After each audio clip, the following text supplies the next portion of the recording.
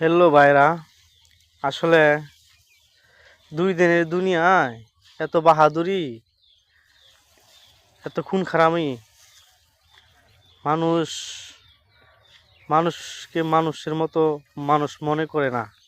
আসলে মনে না করার কারণটা যে আসলে কি, ওরা হয়তো বা জানে না মৃত্যুর পরও যে আর একটা দুনিয়া আছে, সেটা তারা চিন্তাই করে না। যদি চিন্তা করতো আসলে, তাহলে বুঝতে পারতো যে মরার পরও যে একটা দুনিয়া আছে, সেই দুনিয়ার মধ্যে তার বিচার হবে, হাসরের ময়দান তার বিচার হবে। সেটা যদি সে জানতো, তাহলে হয়তো বা কারো নষ্ট সে করতো না, কারো আঘাত সে করতো না, কারো মনে দুঃখ দিত না।